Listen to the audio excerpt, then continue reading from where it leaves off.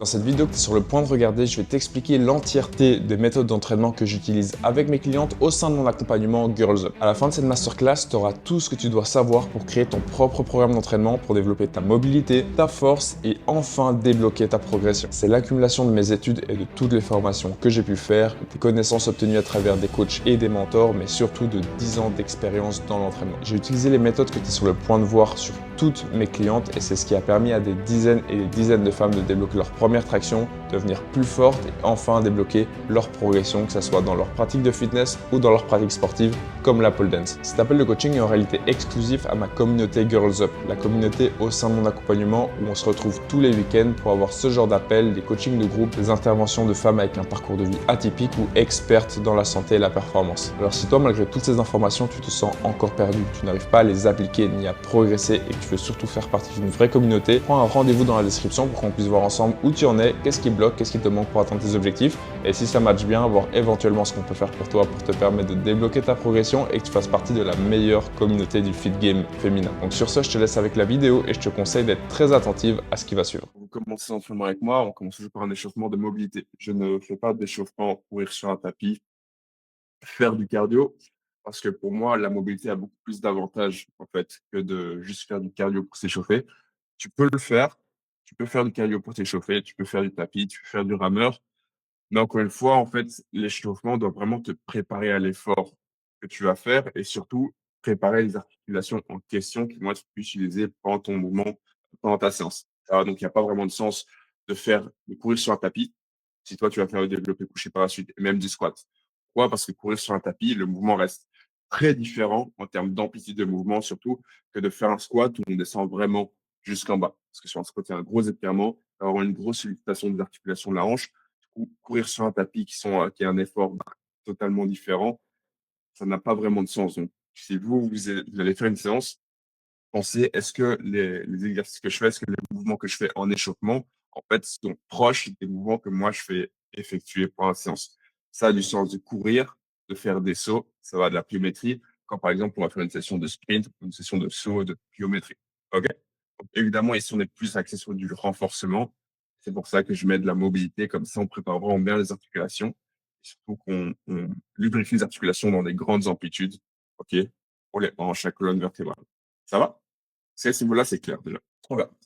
OK, donc mobilité. Pourquoi la mobilité? Parce que déjà, c'est un travail de force des articulations. Tout le monde manque cruellement de mobilité. Et au moins, le fait de le faire en échauffement, ça fait d'une pierre deux coups. Donc, non seulement tu fais ta mobilité quotidienne, mais aussi, ça te permet de t'échauffer pour ta session. Donc, voilà, tu gagnes un peu de temps. Et les jours où tu t'entraînes pas, c'est toujours bien de faire un peu de mobilité. Et si on la met directement dans l'échauffement comme ça, on gagne un peu de temps. On n'est pas obligé de faire une session de mobilité en dehors de la session. OK? Donc, pour la session de mobilité, enfin, pour l'échauffement, pardon, vous remarquerez qu'avec vous, vous commencez toujours par la colonne vertébrale. Ça va? Parce que vous faut voir que toutes les articulations, on les a en double. Et donc, épaules, hanches, chevilles, toutes les articulations, on les a en double. Sauf la colonne vertébrale, où on n'en a qu'une. La colonne vertébrale, c'est vraiment le centre du corps, c'est vraiment le pilier. Il y a un dicton chinois qui dit qu'on est aussi vieux que sa colonne vertébrale. Si ta colonne vertébrale, en fait, bouge comme une personne de 50 ans, tu as la même mobilité de colonne qu'une personne de 50 ans, c'est comme si tu avais 50 ans. C'est pour ça que je commence toujours par la colonne vertébrale, parce qu'en fait, je pars du centre et je vais vers l'extérieur. Ok, donc colonne vertébrale, et puis on passe sur les épaules, sur les hanches et donc sur les articulations qui sont en extérieur. Toute la mobilité de tes épaules, de tes hanches va être impactée par la mobilité de ta colonne vertébrale. Ok, donc c'est pas juste une question de travailler les hanches et les épaules. Si tu as une très mauvaise mobilité de colonne vertébrale, ça va directement se ressentir dans les hanches, les épaules, tout ce qui s'ensuit. C'est pour ça que je commence directement par ça. Donc la colonne vertébrale, on a la flexion-extension. Ah non, penche en avant, ouvrir la cage thoracique. En arrière, on a les inclinaisons, où le fait de se pencher sur le côté, et on a les rotations. Ici, en général, j'en prends deux. Ici, on a la flexion-extension avec les spinal waves.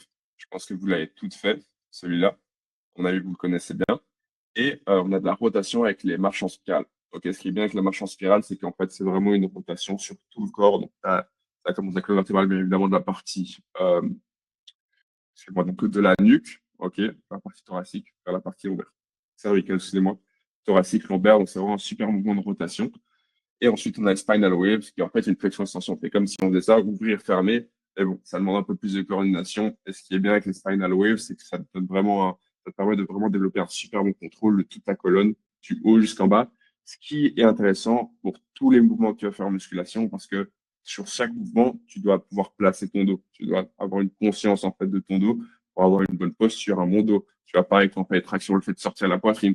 Tout ça, tu peux bien comprendre avec le Spinal Waves parce que ça donne vraiment une très, très bonne conscience de la colonne vertébrale. C'est pour ça que c'est un mouvement que je vous invite à faire vraiment tous les jours parce qu'après, le fait de vous entraîner en musculation, quand il vous faudra faire des soulevés de terre, faire des squats, vous allez vraiment avoir une très bonne conscience de votre dos et donc pouvoir le passer correctement pour l'exercice. Ça va? Ensuite, par exemple, on a les exercices pour la colonne vertébrale. Moi, ce que je fais, quand je fais la colonne vertébrale, je passe sur les épaules. Donc, pareil, là, c'est par deux, si je ne me trompe pas. Après, il y a des exercices de biceps, mais ça, je vais l'enlever, on va passer sur autre chose. Donc, colonne vertébrale, deux exercices. Exemple, vous pouvez faire deux, trois, ça dépend si du temps que vous avez à disposition, mais un exercice de 1 minute, chacun, c'est assez. Après, encore une fois, c'est le temps que vous avez à disposition. Moi, j'aime bien faire 1 minute par exercice. En fait, les échauffements, je les fais avec du temps et pas des répétitions. Pourquoi? Parce qu'il y a une différence entre mettre des répétitions et mettre un temps. Parce que quand on pense en répétition, on est plus focalisé sur le nombre de répétitions plutôt que faire le mouvement. Ok, donc il y a 15 répétitions à faire. Je vais faire les 15 répétitions le plus rapidement possible pour passer à la suite. Tandis que quand il y a du temps, bah, taille rapidement ou lentement, ça change rien parce que tu dois quand même le faire pendant un certain temps et ça te permet d'être juste plus focus sur le mouvement. C'est pour ça que j'aime bien faire beaucoup d'exercices en échauffement sur du temps et ça te prend vraiment le temps de le faire correctement parce que quoi qu'il arrive, tu as 1 minute à faire donc ça te sépare un peu de juste effectuer un nombre de répétitions, le terminer pour passer à la suite. Donc, on a deux exercices ici. On passe sur les épaules. Suspension passive, meilleur exercice que vous puissiez faire pour vos épaules, pour la mobilité d'épaule, pour la santé de vos épaules, pour votre force de grippe, pour la traction. C'est quelque chose que vous devez faire tous les jours, que je vous invite vraiment à le faire tous les jours. Ça va. Donc, ce qui est bien avec la suspension passive, comme je l'ai dit, c'est que ça permet en fait de créer de l'espace dans l'articulation de l'épaule. Un grand problème que beaucoup de gens ont, c'est qu'ils ont très peu de mobilité ici. Et donc, le fait de vraiment être en suspension, de vraiment créer cet espace, vous permet en fait de gagner en mobilité d'épaule. Après, déjà pour la santé générale de l'épaule, mais aussi si vous voulez débloquer le handstand au calisthénie, si vous voulez avoir une bonne ligne au handstand, ce qui rend déjà le handstand plus beau et plus facile, c'est très important. Mais même le fait en fait de renforcer ses muscles et d'avoir vraiment de la tension au niveau de l'épaule pour les tractions, pour le simple fait de se suspendre, parce que se suspendre est un mouvement de base du corps humain. Tout le monde doit être capable de se suspendre au moins à deux bras, de faire une traction. C'est pour ça que vous êtes là, bien évidemment. Mais la suspension passive, c'est un game changer et ça a énormément de bienfaits en termes de récupération sur la blessure des épaules. Parce qu'il y a un livre très connu qui s'appelle, je vais vous envoyer la référence, sur un chirurgien qui a remarqué qu'en fait, la suspension passive réglait une grande, grande, grande partie des douleurs des épaules de tous ses patients. C'est quelque chose genre 90%. C'est ridicule. Je vous envoie la référence après pour que vous puissiez lire la suspension passive pour les épaules, pour la mobilité, pour la santé, récupération des épaules, mobilité, force de grippe et aussi force des épaules. C'est vraiment quelque chose de très, très, très intéressant. Donc, c'est pour ça que, quoi qu'il arrive, je le mets si vous avez accès à une barre, vous devez le faire. Et ensuite, dès qu'on avait du tirage, ok, là, même si c'est immobile, enfin, s'il n'y a pas de, il y a pas de mouvement, c'est pas une rétraction scapulaire, j'aime bien après partir sur un mouvement inverse. Donc, scapula push-up, et après le mouvement inverse, on n'est pas dans du tirage, on est dans de la poussée, pareil pour développer aussi cette mobilité, cette mobilité scapulaire.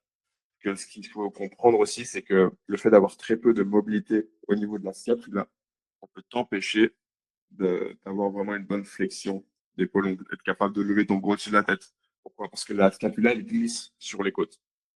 Ça va. Si ta scapula a du mal à glisser sur la côte, elle va avoir du mal en fait à glisser justement ici. Et donc ça va t'empêcher de pouvoir lever ton bras d'abord. Encore une fois, c'est une bonne mobilité d'épaule, donc j'aime bien le faire et avoir un bon mouvement de protraction, rétraction scapulaire pour encore une fois développer cette mobilité scapulaire et aussi renforcer l'opposé de la suspension. Parce que les scapulaires aussi sont très importants, que ce soit dans le tirage ou dans la poussée, parce qu'à chaque fois qu'on pousse, la force des bras, donc le fait de pousser avec les bras, mais aussi le fait de pousser avec les épaules. Ça, le souci, c'est qu'il y a énormément, c'est comme les tractions. En poussée, très peu de gens utilisent leurs épaules. On a souvent tendance à tirer seulement avec les bras et seulement pousser, donc pousser avec les bras et tirer avec les bras.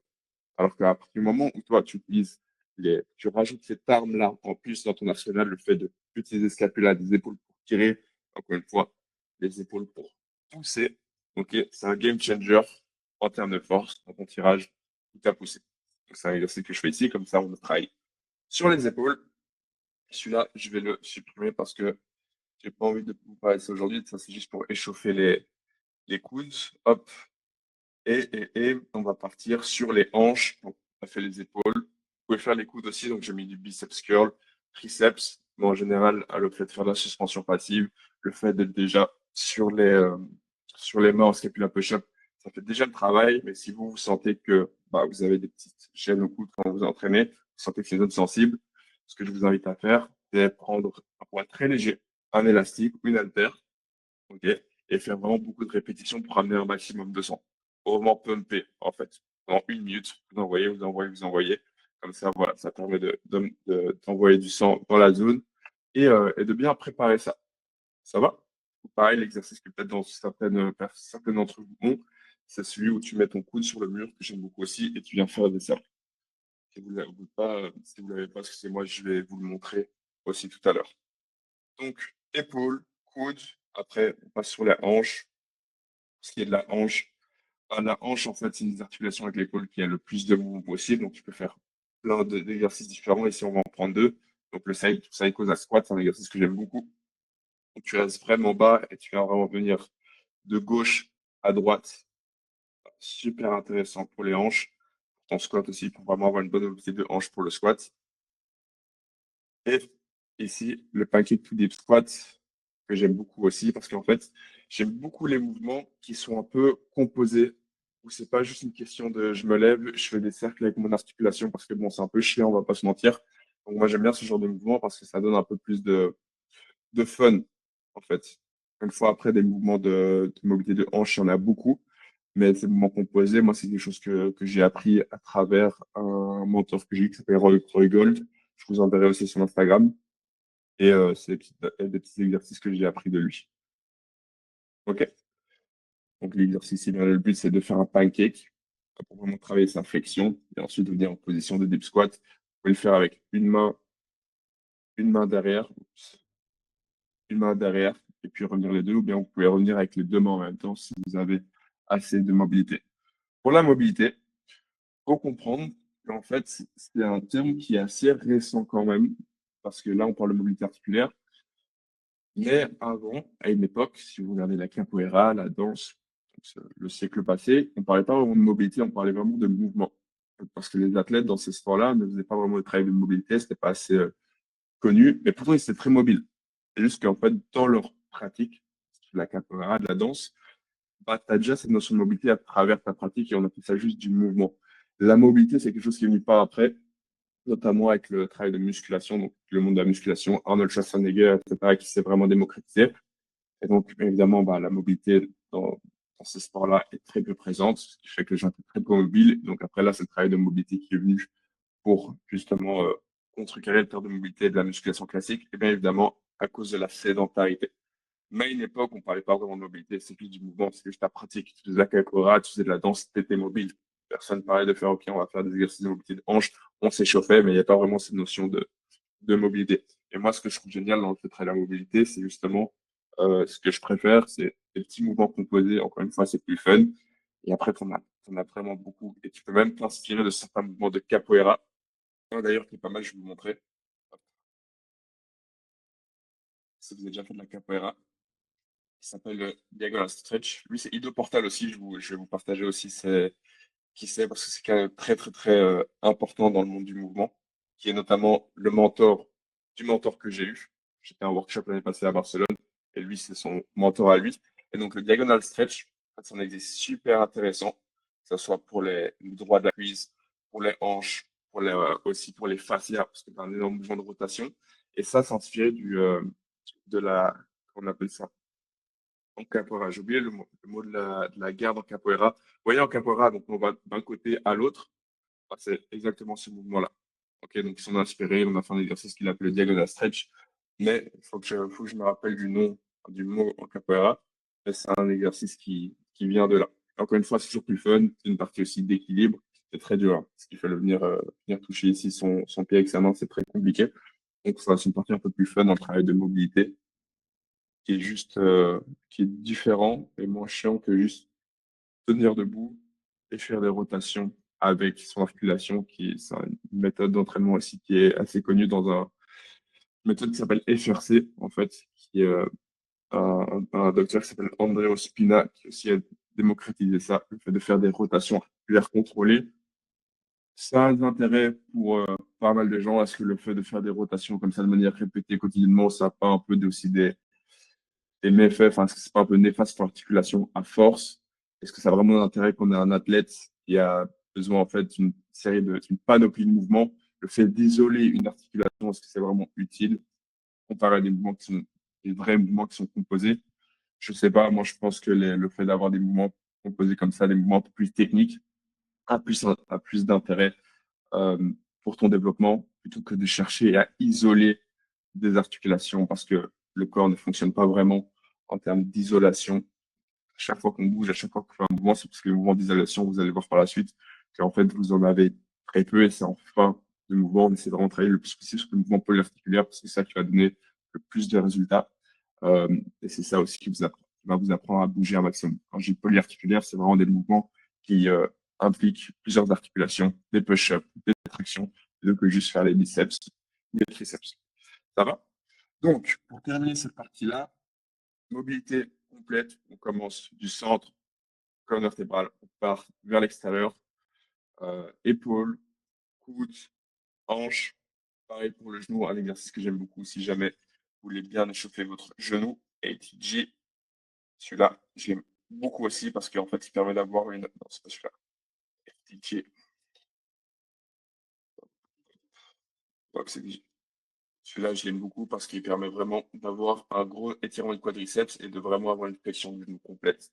Donc, il est top. Plus vous allez descendre la boxe, plus ça va être compliqué. Plus vous mettez la boxe haute, plus c'est facile. Donc, si vous avez des douleurs au genou, vous sentez que vous devez échauffer votre genou, celui-là est vraiment top. Et en plus, ça travaille aussi la mobilité de cheville, comme vous voyez, parce que c'est ça qui peut aussi limiter le squat de beaucoup de personnes. Si ton genou n'arrive pas à passer devant tes orteils, ça va faire en fait que tu vas être très penché en avant quand tu vas faire un squat. Le genou doit passer devant les orteils. Donc la croyance que le genou ne doit pas passer devant les orteils en squat, c'est faux. Ça vient d'une étude qu'ils ont fait, je pense, dans les années 80, où justement, ils regardaient, ils mettaient on appelle ça. Donc en fait, ils pouvaient mesurer la tension sur chaque articulation lorsque la personne faisait un squat et remarquer que, ok, quand la personne en fait faisait un squat et que le genou passait devant les orteils, il y avait beaucoup de tension sur le genou. Merci d'avoir regardé la vidéo jusqu'ici. Si toi, c'est un truc qui te parle, que tu as vraiment envie de progresser, mais que tu es un peu perdu dans les méthodologies d'entraînement, n'hésite pas à prendre un rendez-vous avec moi dans la description pour qu'on puisse voir un peu où tu en es, qu'est-ce qui bloque, qu'est-ce qui fait que tu n'as toujours pas atteint tes objectifs. Et à partir de là, on pourra voir comment on peut te rendre plus forte, plus musclé, plus mobile, en meilleure santé et que tu puisses vraiment performer au maximum. Je te laisse continuer. Donc, ce qu'ils faisaient, c'est qu'ils mettaient des plaques en bois, donc comme si tu faisais un squat face à un mur, donc ils mettaient tes orteils sur le mur et disaient à la personne de faire un squat. Ok, donc bien évidemment, le genou était bloqué, la personne était totalement bloquée, mais ils disaient, ah, regardez, il y a beaucoup moins de tension sur le genou. D'accord, mais la tension, elle va bien quelque part, la tension ne disparaît pas. Et le fait d'enlever la tension du genou, en fait, tu la mets directement sur le bas du dos. C'est pour ça que si toi, tu as une très mauvaise mobilité de cheville et que tu n'arrives pas à descendre correctement en squat, cette tension va directement partir sur ton bas du dos plutôt qu'être répartie entre ton bas du dos et ton genou. Donc, pour terminer là-dessus, super exercice pour travailler les genoux parce qu'il y a une flexion complète.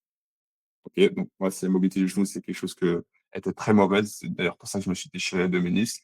Donc c'est un exercice que je fais beaucoup et pareil, top pour la mobilité de cheville, qui est très très, très important pour pouvoir squatter correctement. Est-ce que vous avez des questions par rapport à l'échauffement? Vous pouvez lever la main. Non, tout est clair? Nickel, on va passer à la suite. Donc, on a vu la mobilité. Encore une fois, comme j'ai dit, en échauffement, vous pouvez faire du cardio. Si encore une fois, vous allez faire un effort qui nécessite, voilà, c'est un effort cardiovasculaire, et ça implique des sauts, et si ça implique des mouvements assez dynamiques, c'est sûr que le fait de faire des quelques burpees, de sauter, de faire du rameur, c'est top. Après, le plus important aussi dans l'entraînement, c'est aimer ce qu'on fait. Si vous faites 5 minutes de rameur en début, vous kiffez, vous aimez bien la sensation. Le rameur, c'est déjà un peu plus complexe que courir, parce que tu as vraiment un effort de sculptation du bas du corps, du haut du corps avec le tirage. Donc, le rameur, en soi, c'est bien. Surtout que tu as aussi, c'est vraiment cette compression. Quand je suis en position fermée, donc j'ai les genoux pliés, tout est compacté, et puis je m'étends. Donc, ça, c'est intéressant parce que tu as vraiment cette élasticité musculaire, plus que la course. Pour moi, vraiment courir sur un tapis pour faire de la musculation, intérêt pas grand intérêt, même si c'est mieux que rien, bien évidemment. Je préfère privilégier la mobilité parce qu'il y a rien, il y a pas une meilleure sensation sur moi qu'avoir une bonne mobilité et être capable de bouger librement et sans douleur. OK? Donc, ensuite, on va partir ici sur le travail de renforcement pur. Comme la plupart d'entre vous, enfin, vous avez vu qu'en fait, toutes les sessions de renforcement sont en full body. Pourquoi je fais ça? Full body, c'est-à-dire qu'on travaille tout le corps à chaque session. Pourquoi je fais ça et pourquoi je sépare pas moi, chaque partie du corps, chaque entraînement? Il y a pas de mauvaise ou de bonne méthode. Bon, il y en a quand même certaines qui sont mieux que d'autres. Tu peux faire half body, donc tu peux faire une session haut du corps, une autre session bas du corps. Moi, je suis très fan du full body. C'est comme ça que moi, je m'entraîne depuis des années. Et c'est très important, en fait, si toi, tu veux développer de la force sur un mouvement ou bien surtout prendre de la masse musculaire, ce qui est important, c'est la fréquence. Combien de fois tu vas faire ça pendant la semaine? Si toi, imagine que tu as 2 sessions de renforcement à faire dans ta semaine, hem et que tu fais une session haut du corps et une session bas du corps. Bah, tu peux entraîner ton bas du corps, ton haut du corps une fois dans la semaine, ton bas du corps une autre fois dans la semaine. OK, peut-être tu auras plus de volume parce que tu vas faire plus d'exercices sur le haut du corps et plus d'exercices sur le bas du corps. Mais le problème avec ça, c'est que si, imaginons la semaine d'après, bah, pour une quelconque raison, tu es obligé de sauter une session, bah, tu vas plus entraîner cette partie du corps jusqu'à la semaine suivante. Et effectivement, si nous on veut progresser, sinon on veut avoir des gains musculaires, gagner en force, faut cette fréquence. Donc c'est pour ça que c'est quelque chose que moi je n'utilise pas. Et c'est pour ça que le full body est génial, parce que ça permet d'avoir beaucoup de fréquences, donc avoir entraîné le haut du corps et le bas du corps à chaque fois, à chaque session. Et surtout, bah, en cas où on rate une session, il y a quelque chose qui se passe. En fait, la partie du corps a quand même été entraînée. Bien évidemment, le fait de faire une session haut du corps, seulement haut du corps, vous allez avoir plus d'exercices pour le haut du corps, plus d'exercices, par mouvement, OK, que si vous faites full body où vous devez vraiment diviser par 2, donc peut-être 50 haut du corps, 50 bas du corps, comparé à une session, haut du corps où c'est 100 haut du corps. Mais au final, la fréquence a plus d'importance, donc si, vous faites quelques exercices pour le haut du corps dans une session qui travaille tout le corps et si vous faites une bonne intensité et que vous répétez quelques exercices plus tard dans la semaine dans une autre session full body, vous allez avoir plus de gains. Moi, je le dis de mon expérience et de tous les dizaines et dizaines de personnes que j'ai coachées, vous allez avoir plus de gains que de faire vraiment à fond 100 de haut du corps et puis attendre jusqu'à la semaine suivante pour le retravailler. Donc full body, moi, je trouve ça génial. Ça permet d'avoir de la fréquence, d'entraîner ses muscles et ses mouvements régulièrement. Et aussi, je pars du principe que le corps humain est un tout, c'est un ensemble, donc il faut savoir l'utiliser. J'ai interrompu cette vidéo pour te dire que si malgré toutes les informations que tu obtiens sur les réseaux ou même au cours de cette masterclass, tu n'arrives pas à les appliquer et tu te sens perdu, prends un rendez-vous avec moi dans la description pour qu'on puisse voir où tu en es et voir ce qui te manque pour vraiment atteindre tes objectifs. Instant de promo terminé, je te laisse continuer. Dans son ensemble constamment, plutôt qu'encore une fois chercher à isoler du corps. Parce que c'est une vision très bodybuilding dont moi je me suis détaché. C'est une vision pour laquelle je suis passé. Je suis passé par ce phase de musculation classique quand on a 16 ans, de 16 à 20 ans. Voilà, on regarde les vidéos de bodybuilders sur YouTube, tout ça. Je m'en suis détaché parce que j'estime que pour moi, c'est pas la vision que j'ai avec mon corps. Je vais être capable de bouger, avoir vraiment un corps qui sert à quelque chose de fonctionnel. C'est pour ça que je fais très peu de mouvements d'isolation parce que le corps ne fonctionne pas en isolation. Il travaille toujours dans un ensemble et le fait d'utiliser tout son corps à chaque entraînement, pour moi, ça correspond plus à ma philosophie du mouvement, à ma philosophie de l'effort physique. OK? Donc, on va commencer par un exercice. Là, encore une fois, ça dépend vraiment de vous. On commence toujours par l'exercice, évidemment, qui est le plus important ici, les tractions. Je vais fermer ça parce que je vais fermer ça, j'ai une notification. OK. Donc, on commence toujours, évidemment, par l'exercice le plus important. Si votre objectif ultime, c'est de débloquer la traction, on commence par la traction. Logiquement, c'est là où on a le plus d'énergie. Donc, vous prenez une variation de l'exercice que vous êtes capable de faire correctement, que c'est traction isométrique, traction excentrique, traction australienne, donc là où vous en êtes. Et je vous le dis honnêtement, à partir du moment où vous voulez débloquer un mouvement push-up, donc un exercice, c'est suffisant. Si l'exercice avec une bonne intensité, il y a assez de séries, il y a assez de répétitions, c'est suffisant. Pas besoin de faire des tractions excentriques, puis des tractions australiennes, puis des tractions isométriques. Plein d'énergie, vous avez full énergie en début de session, mettez toute cette énergie-là dans un exercice ou deux maximum, et après, vous pouvez passer à autre chose parce que ça n'a pas grand intérêt de faire des exercices qui travaillent exactement le même mouvement et où vous avez juste moins d'énergie pour avoir une intensité assez haute. OK, donc prenez l'exercice qui est le plus important pour vous, en fonction de votre objectif, c'est les tractions, et vous le faites avec le plus d'intention possible. Vous avez plein de méthodes que vous pouvez utiliser. Honnêtement, vous pouvez le faire donc sous forme de série classique. Ici, on a avec Sacha, on aime beaucoup le format EMOM. Donc, c'est des séries avec 1 minute de récupération entre chaque série, même si en vrai, c'est pas un vrai EMOM. EMOM, si vous savez pas ce que c'est every minute on the minute. C'est-à-dire que je lance mon chronomètre et dès que la minute commence, je fais mon nombre de répétitions, 1, 2, 3, peu importe.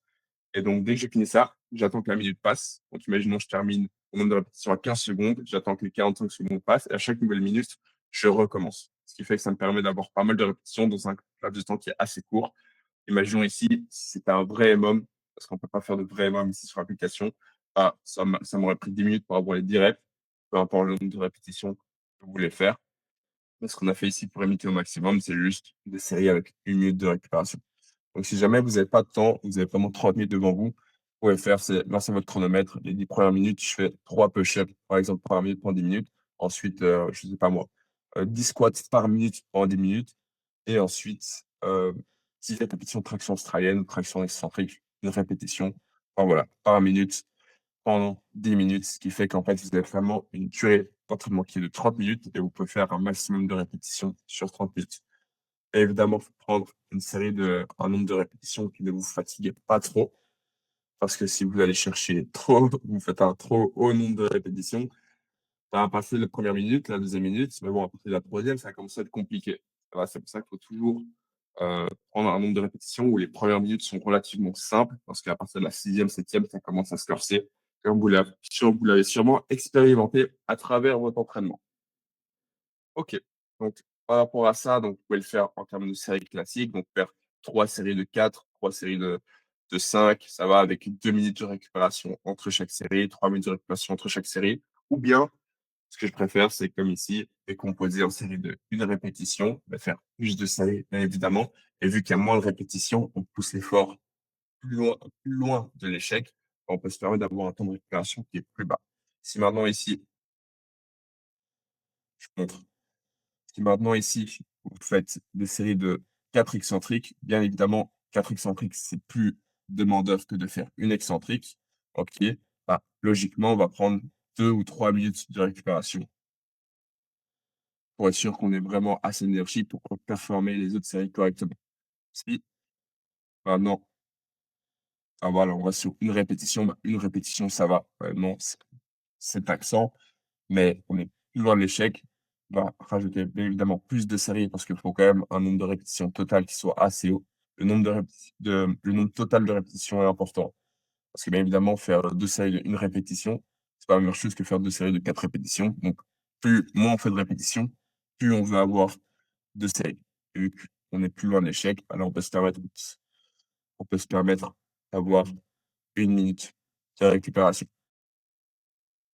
Donc ça s'applique à tous les mouvements que vous pouvez faire. Donc, encore une fois, c'est une question de préférence aussi. Est-ce que vous préférez faire 3 séries de 5 reps avec 3 minutes de récupération ou est-ce que vous pouvez faire 10 séries de 1 rep ou 10 séries de 2 reps avec 1 minute de récupération? C'est à vous de voir. Mais je sais que le format EMOM, ça va plus vite. Et sur le total, en fait, vous allez pouvoir accumuler plus de répétitions. Parce que si je fais, imaginons, 3 séries de 5 répétitions, ça va sur un exercice, avec 3 minutes de récupération entre chaque série. Ça va me prendre, j'aurai 15 répétitions au total. On compte le temps de récupération, ça fait 9 minutes de temps de récupération, le temps de faire la série, etc. On peut passer sur du 15 minutes de temps de faire tout l'exercice. Tandis que si je fais 10 séries de 2 répétitions, j'ai 20 reps au total. Et si je le fais en format de EMOM, donc c'est dans la minute, ça va où je fais ma série dans la minute, bah, ça va prendre 10 minutes. C'est-à-dire que j'ai fait plus de reps avec 5 minutes de moins. C'est pour ça que EMOM, c'est vraiment super puissant, parce que ça peut aller plus vite, et en plus, vous pouvez avoir plus de répétitions en total. Donc, je vous conseille de l'utiliser au maximum quand vous vous entraînez. Encore une fois, question de préférence. Pour ce qui est du premier exercice, là, on est sur un exercice de tirage, donc les tractions. Ce que j'aime bien faire quand c'est une session full body, c'est bien évidemment faire haut du corps, bas du corps, haut du corps, bas du corps, parce que ça permet, en fait, quand on passe au bas du corps, de laisser le haut du corps se reposer pour après réattaquer le haut du corps. Donc, j'alterne toujours ça, plutôt qu'enchaîner des tractions et des pompes, parce que les épaules sont pas mal fatiguées. Donc, autant laisser un peu de répit au haut du corps en faisant l'exercice bas du corps. Exercice bas du corps, encore une fois, ça dépend de votre objectif. Ici, on a des fentes marché, avant en arrière, squat, pente, soulevé de terre, peu importe, on applique le même principe Soit vous faites des séries classiques, ici j'aime bien le faire aussi sous forme de séries classiques, soit vous pouvez le faire exactement de la même manière en format EMOM, c'est à vous de voir. La charge, le nombre de répétitions, ici c'est en temps, on va le prendre plus simple pour aujourd'hui. Je vais vous changer ça. Nice field, on va enlever le temps. Ça va être au nombre de répétitions, c'est le plus simple pour vous. La charge, le nombre de répétitions, plus bien évidemment la charge est haute, plus on réduit le nombre de répétitions. Si l'objectif est de prendre en force en général, on fait en sorte d'être dans les 2 à 8 répétitions.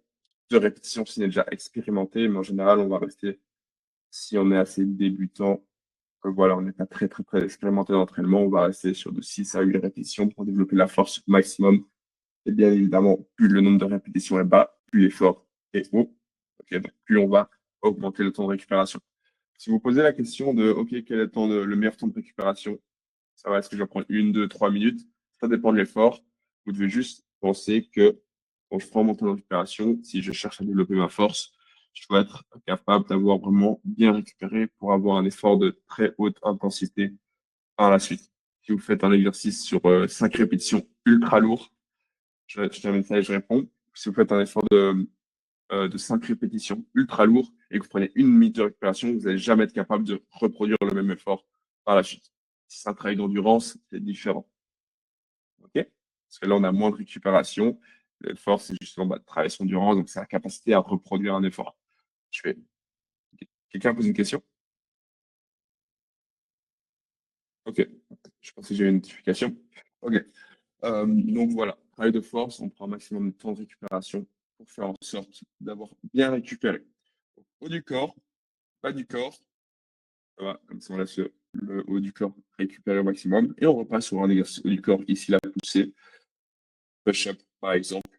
J'aime bien faire en fait tirage, jambes, poussée et jambes. OK? Donc, traction. Ici, on a des fentes pour travailler tout ce qui est fessiers, quadriceps. Travail de poussée, encore une fois, vous appliquez le même principe. Donc, soit en EMOM, où je fais beaucoup de séries, peu de répétitions, ou soit peu de séries et beaucoup de répétitions. Donc, beaucoup de séries, peu de répétitions, et peu de séries, beaucoup. Excusez-moi, oula, j'ai du mal. Peu de séries, beaucoup de répétitions, beaucoup de séries et peu de répétitions. OK? Donc, quand vous avez fait votre deuxième mouvement du haut du corps, je repasse sur le bas du corps, mais ici, sur la chaîne postérieure, on travaille les ischios, les fessiers, comparé au premier mouvement qui est plus sur la chaîne antérieure avec les quadriceps.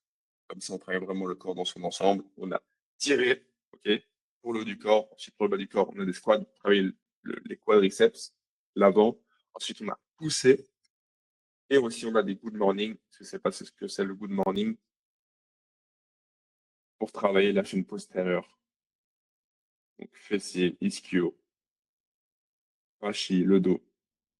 OK, comme ça, on est sûr qu'on a travaillé tout son corps, le corps dans son ensemble. Même principe, si l'effort est assez raisonnable, 10 répétitions, 1 minute 30 de récupération, 2 minutes, plus vous descendez en nombre de répétitions, c'est-à-dire que plus la charge est haute, et là, il va falloir prendre plus de temps de récupération.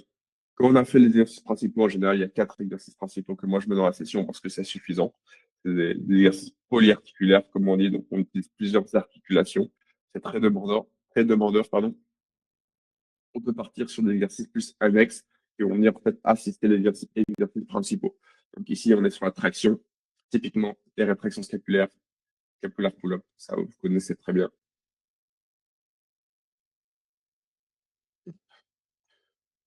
Ok, donc sous traction scapulaire, ça peut être des rétractions scapulaires, ça peut être des mouvements pour les biceps. Donc en fait, ce sont juste des petits mouvements qui viennent assister les mouvements principaux comme la traction. Donc vu que dans la traction, il y a du dos, donc il y a de la rétraction d'omoplate et des biceps, mais on prend des exercices qui travaillent en fait des articulations en question de manière isolée pour peut-être corriger certains points faibles ou juste améliorer la force spécifiquement sur les muscles en question, donc sur ces articulations. Pareil, même principe, nombre de séries, nombre de répétitions, vous prenez le temps de récupération nécessaire qui vous permet de répéter cet effort. Moi, j'aime bien aussi le format EMOM en 5-6 minutes où vous faites plus de répétitions. Si par exemple, vous avez 6 minutes devant vous, vous faites, au lieu de faire un EMOM sur 10 minutes, vous faites un EMOM sur 6 minutes. Et évidemment, vous faites plus de répétitions. Le 6 fois-ci, c'est très cool parce que ça vous permet d'avoir 36 répétitions en total sur 6 minutes, ce qui est vraiment bien. Et encore une fois, ça va super rapidement. OK? Donc, bien évidemment, l'intensité doit être un peu plus basse, donc le nombre de répétitions, ça va être un peu plus facile que si vous le faites sur 10 minutes avec moins de répétitions. OK? Ça peut être des scapula pull-up si votre objectif c'est la traction, des scapula push-up comme on a vu dans l'échauffement, des exercices pour les épaules, OK, des exercices d'isolation, bref, qui vont venir assister, on appelle ceci des exercices d'assistance qui vont venir assister votre mouvement principal. Si votre objectif principal, c'est d'avoir un squat le plus lourd possible, d'être vraiment très fort au squat, bah là, ça peut être des extensions de jambes. Vous voyez la machine où vous êtes assis, où vous venez tendre les jambes en salle de sport. OK. Ça peut être aussi du hip thrust si vous voulez, pareil, développer votre chaîne, votre force d'extension de hanche pour le squat, encore une fois. Donc, juste prendre des exercices qui viennent assister des exercices plus hauts que vous avez fait, et donc qui sont vos objectifs principaux. Et ensuite, donc on est parti ici sur des rétractions scapulaires. Et ensuite, j'aime bien ramener, si, encore une fois, l'objectif c'est de développer la traction du biceps, triceps, ça va agoniste, antagoniste, biceps pour la poussée et triceps, tout ce qui est, non, pardon, biceps pour le tirage traction et triceps pour tout ce qui est poussée. Ok, ça permet d'avoir deux exercices, on peut enchaîner facilement parce que ça prend pas beaucoup d'énergie. Ce sont des petits muscles. Il faut savoir que les petits muscles perdent plus vite que les grands muscles. Donc, en général, quand on fait biceps, triceps, c'est facile à enchaîner. C'est plus facile à enchaîner ça qu'un mouvement pour les quadriceps, un mouvement pour les ischios. Encore une fois, sauf si c'est en isolation, c'est OK. Si, comme ici, on isole. C'est sûr qu'enchaîner du squat avec du soulevé de terre, bon, là, c'est un autre niveau, c'est très demandeur. Mais j'aime bien ici enchaîner parce que ça permet de gagner du temps. Donc, en fait, si vous voulez comprendre que si votre objectif c'est de devenir fort en tirage, il va falloir bosser les biceps aussi, parce que les biceps sont pris tirage. Si votre objectif c'est de devenir fort en poussée, donc de bloquer certains mouvements de poussée, bah, il va falloir bosser les triceps aussi, parce que les triceps sont responsables de la poussée. Mais évidemment, comme je vous l'ai dit, les mouvements scapulaires, donc rétraction scapulaire et protraction scapulaire. Donc, ce sont des mouvements qui sont faciles à enchaîner ici. Après, si vous sentez que vous avez des faiblesses au niveau des épaules, vous sentez mobilité, vous sentez que vous manquez de force et de douleur, peut-être que votre coiffe des rotateurs n'est pas assez forte ou il y a un déséquilibre, ça vous empêche de mettre des exercices pour la coiffe des rotateurs. Moi, j'aime beaucoup la rotation externe du bras, qui est ici, pour bosser la coiffe des rotateurs. Donc, celui-là est vraiment en top. Bonne rotation. OK. Vous avez aussi le Superman que vous avez sûrement, certains d'entre vous ont fait aussi, le Superman. Voilà. Donc, des petits exercices pour prendre soin de vos épaules. Vous pouvez le faire sans rien, sans poids. Ou bien prenez un poids de 1 ou 2 kilos dans chaque main. 2 kilos, ça devient vraiment solide, l'air de rien. Mais donc, vous profitez en fait de votre fin de session pour renforcer les articulations ou les parties du corps qui sont un peu plus faibles, c'est plus de travail. Pareil, ça peut être des mouvements du genou, comme on a vu pour le premier mouvement que je vous ai montré pour le genou. On peut le faire aussi avec des haltères de manière plus en force, comme ici. Hop. Vous voyez ici où j'ai des poids, je vais me repousser mon genou le plus possible vers l'avant. Grosse flexion dorsale de la cheville pour travailler tout ça. Ou bien vous pouvez le mettre aussi, celui-là, il est vraiment top en exercice principal, l'air de rien, c'est comme une fente. Vous pouvez le faire très lourd, mais aussi en fin de session, si vous voulez le faire de manière un peu plus léger pour travailler encore une fois un point faible. Donc, pensez juste que vous avez votre échauffement qui est de la mobilité, ok, ou bien ce que vous préférez faire, rameur, etc. Mais comme on a vu ici, mobilité, moi je trouve ça vraiment bien. Les 4 premiers exercices, ou 3, encore une fois, ça dépend du temps que vous avez à disposition, ou même 2, ça va.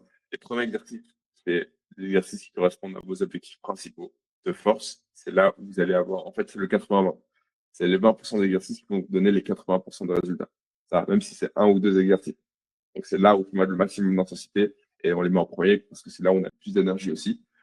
Et ensuite, on termine par des exercices d'assistance, comme on dit, qui viennent un peu appuyer le travail principal, des, appuyer le travail des exercices principaux et donc corriger certains points faibles. C'est aussi en fin de session qu'on peut mettre des exercices en unilatéral. Si on voit que, OK, quand je fais ma traction, je tire plus d'un bras que l'autre, je vois que j'ai un mouvement un peu qui n'est pas très synchronisé au niveau des épaules. Pareil pour les push-ups, quand je pousse sur les push-ups, bah, je sens que je pousse toujours plus d'un bras. Bah, c'est là où je vais faire des exercices plus pour corriger cette erreur donc tout ce qui est tenir sur un bras, faire des protractions scapulaires sur un bras, travailler le biceps avec les haltères, tu vas pousser ici avec une haltère à un bras et puis l'autre pour corriger ces petites erreurs. Donc, c'est des choses qu'on peut faire aussi en fin de session. Et ce que je voulais dire aussi par rapport au travail en unilatéral, c'est quelque chose d'important à comprendre aussi. Pas de question. Stoppez-moi si je vais trop vite. C'est clair? OK. Et par rapport au travail unilatéral, on va prendre hem, OK. Quelque chose que vous devez comprendre par rapport au travail unilatéral. On va prendre cet exercice, par exemple, et que je dis à toutes les filles, avec Sacha aussi, on dit ça, c'est que ta force, pardon, est déterminée, enfin, ton niveau est déterminé par ton côté faible. C'est-à-dire que si moi, je fais un mouvement, que ce soit au niveau des épaules, au niveau des cuisses, un squat sur une jambe, peu importe, ton niveau sera déterminé par ton côté le plus faible. Donc, si tu arrives à faire 5 répétitions de pistol squat sur une jambe et que sur l'autre, tu arrives à en faire 8, ton niveau, c'est 5 répétitions. C'est pas 8. Faut comprendre ça, c'est important, parce que quand on a un déséquilibre comme ça de force entre les deux côtés, faut vraiment s'adapter au côté faible. C'est-à-dire que quand moi je vais commencer un exercice qui nécessite un exercice unilatéral, ok, je vais toujours commencer par mon côté faible. Parce que ensuite, quand j'aurai fait mon nombre de répétitions sur mon côté faible, donc sont 5 répétitions, je veux matcher mon côté fort à mon côté faible. On va pas commencer en fait accentuer ce déséquilibre. Ok, je fais 5 répétitions de côté faible, côté fort, vas-y, j'envoie, je fais 3 à 4 répétitions de plus. Parce que tu as déjà un déséquilibre, là, tu es juste en train d'accentuer. Donc, moi, ce que je conseille de faire, ce que je fais, c'est que je commence toujours, si je sais que j'ai un côté qui est plus faible que l'autre, si j'ai un exercice qui est en unilatéral, je commence par mon côté faible et je vois combien de répétitions j'arrive à faire. Ok, ça, c'est une méthode. Il y en a une autre, je peux l'expliquer après. Je vois combien de répétitions j'arrive à faire. Et puis ensuite, ok, je vois que je fais 5 répétitions. Mon côté fort, je vais m'arrêter à 5 répétitions. Ça va. Je veux vraiment, en fait, diminuer ce déséquilibre au maximum jusqu'à ce que, en fait, les deux niveaux soient mon côté faible et rattraper mon côté fort. Et après là, je vais pouvoir faire un peu ce que je veux, même si à partir du moment où on a un côté faible, ce côté sera toujours plus faible. Le corps humain est déséquilibré, il n'y a jamais d'équilibre parfait, ce n'est pas possible. Ça va, donc même si vous rattrapez une différence de force, en vérité, il faut toujours faire attention parce qu'une fois que vous laissez tomber ça, la différence de force va elle va revenir en fait. Le gain va revenir comme ça parce que ça dépend des sports que vous avez fait, ça dépend de vous, de plein de choses. Et même, enfin, si vous êtes droitier, gauchère, si vous jouez au tennis, si vous avez fait ce genre de sport, si vous avez fait de la pole dance aussi, par exemple. Donc, il y aura toujours un déséquilibre. L'équilibre parfait n'existe pas. OK? Mais à partir du moment où, voilà, vous savez qu'il y a un déséquilibre est vraiment assez conséquent, commence par le côté faible, on voit ce qu'on peut faire, et le côté fort vient s'adapter au côté faible et pas l'inverse. Comme ça, on évite d'accentuer ce déséquilibre, puisqu'il ne l'est déjà. Il y a une autre méthode qui peut se faire aussi. Moi, je ne l'applique pas vraiment, parce que pour moi, elle nécessite d'être plus avancée. C'est qu'en fait, je commence par mon côté fort. Donc, imaginons que mon côté fort, c'est faire encore une fois 8 répétitions. Je commence par mon côté fort, je fais mes 8 répétitions. Ensuite, avec mon côté faible, j'applique la technique du rest-pause. C'est-à-dire que je vais faire un maximum de répétitions. Imaginons que j'arrive jusqu'à 5, il manque 3 répétitions pour égaler mon côté fort. Bah, je vais faire des micro-pauses et rajouter une rep à chaque fois pour arriver jusqu'à 8. Donc, je fais mes 5 répétitions. Ok, je suis à l'échec. Je prends 15 secondes de pause. Ok, je fais une rep, 15 secondes de pause, une autre rep, 15 secondes de pause, une autre rep. Comme ça, au total, j'ai eu 3 répétitions en plus. C'est quelque chose que moi, je me vois faire. Si on est déjà avancé dans l'entraînement, etc., on peut le faire. Mais pour moi, ça nécessite d'être plus avancé. Du coup, à votre niveau, je vous conseille pour le moment de juste vous arrêter à ce que je vous ai dit. Commence par le côté faible, ça va, et le côté fort vient matcher le côté faible. OK. Hop, ici. Et pour terminer, moi, j'aime bien toujours terminer avec de la suspension passive, surtout quand on a fait du mouvement pour les biceps et triceps, ou même pour le haut du corps de manière générale. Décompression de la colonne vertébrale, étirement des tissus, surtout au niveau des bras. Ça permet de faire vraiment, d'augmenter la récupération. Ça va. Et c'est toujours agréable de se suspendre en fin de session et même de travailler encore une fois les petits points faibles, notamment qui peuvent être le grip, si on a du mal à avoir un bon grip lors des tractions. Ça va. Ou bien exercice d'abdos, comme ici. Vous pouvez mettre des abdos à la fin, même si en général, quand on fait des tractions, des pompes, etc., les abdos sont fort sollicités d'une certaine manière. Encore une fois, je peux vous parler de ça. Donc, exercice d'abdos à la fin. Donc, pensez un peu à la fin d'entraînement comme c'est là où on travaille les points faibles, les déséquilibres, les abdos. Et donc, tout ce qui peut vous aider en fait à être meilleur dans les exercices principaux. Pour ce qui est du travail des abdos, il y a aussi cette idée de, OK, bah, vu que les abdos sont fort sollicités quand on fait des squats, des soulevés de terre, les tractions des pompes, bah, il y a pas besoin de travailler.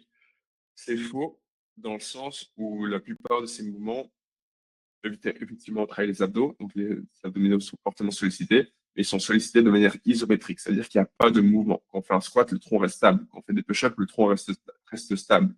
Pareil pour les tractions, et pareil pour le soulevé de terre. Il y a une différence entre avoir des abdos forts de manière statique, donc j'arrive vraiment à contracter mes abdos pour voilà, empêcher ma colonne de bouger, et avoir des abdos forts, où je peux vraiment, je suis fort dans toutes les positions. Je peux vraiment genre plier, déplier la colonne. Je vais vous montrer ça. Parce que dans la plupart des sports, bah, la colonne vertébrale, elle reste pas neutre. Si on fait du jiu-jitsu brésilien ou du judo ou ce genre de choses, bah, il y a énormément de mouvements de la colonne. Et ça aussi, c'est être fort. Ok, donc, être capable de pouvoir bouger rapidement, être fort, pour me retrouver dans une position, enfin, tu vois, vraiment hyper inconfortable où ma colonne est toute pliée et pas me faire mal. Ça demande d'être fort dans cette position. Donc, on va regarder. Est-ce qu'il y a des sit-ups que est-ce qu'ils ont la vidéo? Ici, par exemple. Donc, comme ça. Typiquement ici, ok, le fait de vraiment avoir la flexion-extension. On peut dire, ah, attention, c'est mauvais pour son dos, etc. Non, pas du tout, c'est comme tous les exercices au monde. En fait, il y a pas de mauvais exercice, il n'y a pas de mauvais mouvement. Si c'est une question de le faire progressivement pour que ton corps ait le temps de s'adapter. Mais c'est pas mauvais. Si toi, tu fais ça depuis des années, que tu as fait progressivement, tu peux très bien partir en arrière comme ça, il n'y a aucun souci. Et c'est même, ça veut dire même que tu as un dos et un dos en bonne santé, en fait, un dos assez fort pour résister à ce genre de choses. Donc, par exemple, ici, flexion-extension, ça va. Donc, on a vraiment un gros étirement. Si on a vraiment une grosse tension au niveau du dos, ça permet d'avoir des abdos forts. Travailler ces abdos aussi d'une manière différente. Parce que si tes abdos sont assez forts pour te supporter dans cette position-là, bah, c'est différent qu'avoir des abdos forts ou juste tu es totalement statique, où ton tronc bah, reste littéralement à tronc d'arbre et il ne bouge pas. Parce que tu peux être très fort dans cette position, mais après, tu peux faire un exercice comme ça et avoir super mal au dos parce qu'en fait, tu n'as jamais passé du temps dans cette position. Donc, travail d'abdominaux intéressant aussi. Et vu que la plupart du temps, on fait des mouvements statiques, ils sont sollicités de manière statique dans les autres mouvements qu'on fait. Une fois squat, traction deadlift, bah, c'est bien de rajouter du mouvement à travers ce genre de choses, à travers de la rotation aussi. Ce qui est un exercice, voilà, typiquement, petit exemple que vous connaissez sûrement, le Russian twist. Et je disais, donc voilà, travailler les abdos de manière créer du mouvement en fait, pas juste faire du gainage, ce genre de choses, parce que c'est différent avoir des abdos forts statiques et avoir des abdos forts dans des positions, voilà, où ta colonne est totalement pliée. OK? Merci d'avoir regardé cette vidéo jusqu'au bout, j'espère que ça t'a plu, j'espère que tu as appris des choses et si toi tu veux passer au niveau supérieur et pouvoir appliquer ça concrètement à ton style de vie, à ton corps de femme pour enfin atteindre tes objectifs physiques, devenir plus forte, passer tes tractions, débloquer la progression dans ton sport, prends un rendez-vous avec moi en description pour qu'on puisse voir si on est un bon match et si oui, qu'est-ce qu'on peut faire pour toi, pour t'aider et te permettre de enfin progresser comme tu n'as jamais progressé auparavant. Sur ce, on se voit dans une prochaine vidéo.